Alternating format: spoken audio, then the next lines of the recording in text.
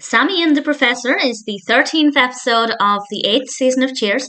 This is directed by the wonderful James Burrows, and as always, there will be spoilers from now as I go through the events of the episode chronologically and share some thoughts. And as is usually the case, it's a really great episode with some really brilliant moments. And this one starts off with Carla announcing last call. Woody can't believe it. Frasier has some deep remarks about the passing of time. Woody just meant that his watch was a little slow. It's a nice, if slightly depressing, way to start things off.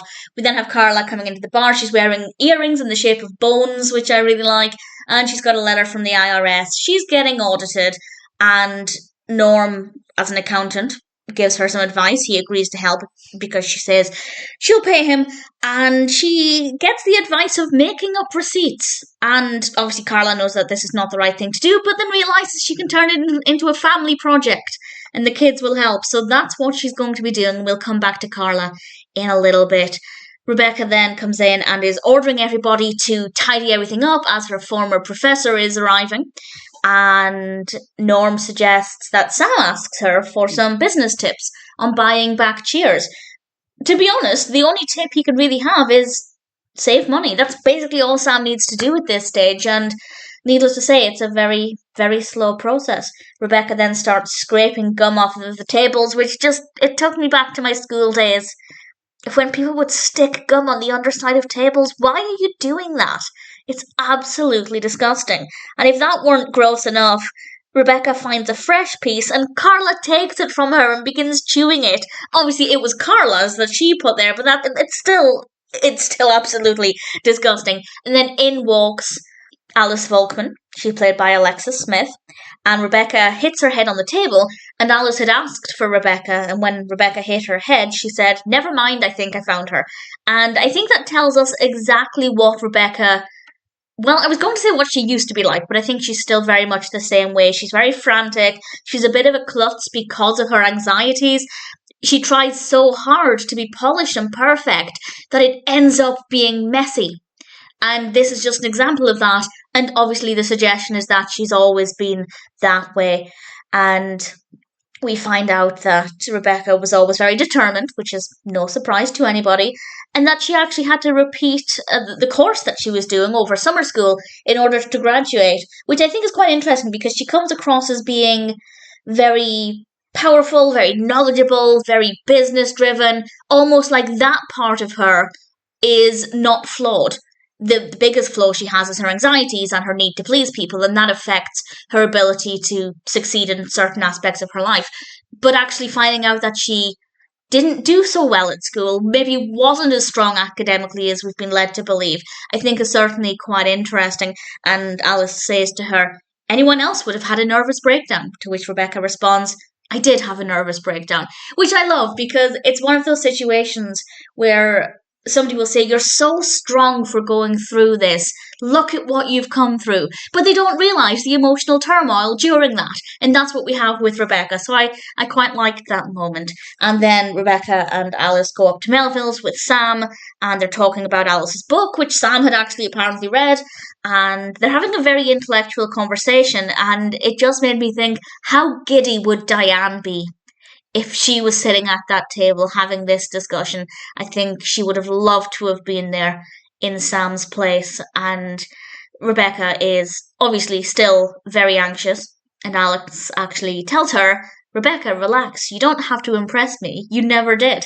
And this is quite interesting because my immediate thought was she's implying Rebecca never did impress her. But Rebecca actually questioned it. "Do you mean I never had to impress you, or that I never did impress you?" It didn't even occur to me that it could have meant she never had to impress her. I instantly took it as she never did impress her. I don't know what that says about me, but certainly I found that to be quite thought-provoking. And then Robin calls. Apparently Rebecca had actually told Woody to fake the call to obviously make Rebecca seem more important because she's got an important boyfriend, I guess. But actually, he wasn't on the phone, so she leaves, and that's the end of the Melville scene. And then we cut to the next morning. Rebecca's still on hold with Robin. Apparently she did go home and then phone him back again. And Alice comes in, and she's starting to talk about how the rest of the evening went since Rebecca wasn't there. And she's just reeling off all of the things, and then casually slipped in, we did it, and then a few other things. And it's quite interesting for her to just use the phrase, did it. Not a very intellectual description. And of course, Rebecca asks, you slept with Sam Malone? To which Alice responds, oh, is that his name?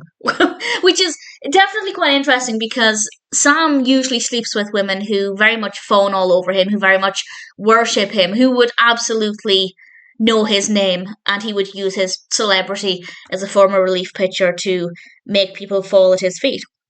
Whereas here we have somebody who has slept with him who doesn't even know his surname. And I thought that was certainly quite interesting, but not as interesting as Rebecca's face. Her expression in response to that, I thought, was fabulous. And Alice leaves, Sam comes in, and Rebecca is, as always, a little bit frantic. And she asks Sam what he's going to do about this, because somebody like Alice is obviously going to expect some kind of commitment, which I have to say is interesting, because just from this brief encounter we've had with Alice, that's not the attitude I was getting. And it's almost as if we, the viewer, can read her professor better than Rebecca can. And I guess that's largely because she puts her professor on a pedestal.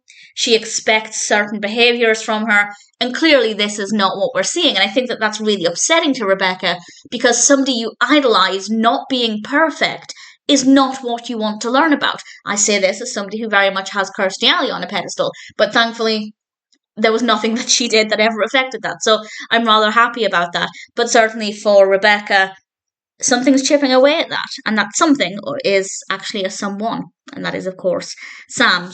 And then the auditor arrives. He's played by Stack Pierce. And Carla's wearing Stars and Stripes earrings. She's wearing US flag earrings, which I thought was a lovely touch. Maybe I'm reading too much into it, but I assume she's trying to say, hey, look at me, I love our country, I'd never do anything to hurt it or hurt the government, I haven't done anything wrong, please don't put me in prison. That's kind of what I was getting from those earrings. Maybe I'm reading too much into it, though. And we had a nice minute or so between the auditor and Norm. They were having a nice little bit of banter, and then Norm kind of puts his foot in it, suggesting that Carla doesn't report all of her tips. And Carla and the auditor are walking out, and Norm called across the bar, no charge. Obviously, he's not going to charge Carla for his services because he's just basically ruined things. And I don't know if it's just the version. I'm watching this on Amazon Prime. I could dig out the DVD, but I'm too lazy to do that. But the scene ends really, really abruptly. After Norm says no charge, it cuts to Carla and the auditor, but just for a split second. And then it jumps to an exterior shot of the bar and the sign for Melville's, and it just seemed a little bit too abrupt. And I'd love to know if anybody watching this, either on Amazon Prime or elsewhere, is it the same experience, or is there something missing there? Is it just a bit of dodgy editing? I don't really know, but it wasn't a big deal, just an observation. We then come back to Rebecca and Alice, and they're in the office, and Rebecca said something that I don't think she meant it this way, but it was a little hurtful. She says, referring to Sam, he is nothing, he's a bartender. It's not a great way to put it. Bearing in mind, Sam was once a bar owner. Sam once owned a boat. Granted, he crashed the boat, and the only reason he had the boat was because he sold Cheers, so fair enough. But Sam has these things that Rebecca worships. He was a business owner. He had a boat. Rebecca loves the fact that Robin has a boat called Rebecca. Well, he did. I won't say too much more about that in case you haven't seen the episode for some reason.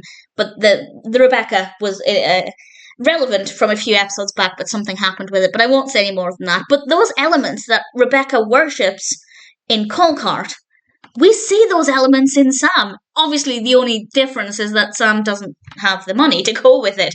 But I think that that's quite an interesting comment from Rebecca. But again, I don't think she meant it to be nasty. I think she was just saying, compared with Alice, and again, Alice is on a pedestal, Sam is to Rebecca just a bartender. It's not really a comparison. And Rebecca ends up saying to her, you're a slut. And Alice is impressed that she finally took a stand without worrying about offending somebody. And she also gave her an A on her paper, and Rebecca's found a new side to herself, and it's really nice to see. She does take it a bit far and calls her a slut multiple times, but it's a different side to Rebecca. And then Alice leaves. She gives Sam an A+ in the doorway, and Sam made a ridiculous joke. He told her, "I'll see you at spring break." And then to Rebecca, he explained, "It was an inside joke. Last night we broke a few springs," which is not a joke I'd ever heard of. Spring break, broken springs, but it's terrible but clever at the same time. And Rebecca's really, really happy, and she's really overjoyed that she's found this new side of her. She had what she thinks, I guess, is a good conversation with her professor, and then Sam realizes he never got any business advice. And I think this could be down to interpretation, but I think this was Alice's game. I think she wanted to sleep with Sam, so she said, "Sure, I'll give you business advice."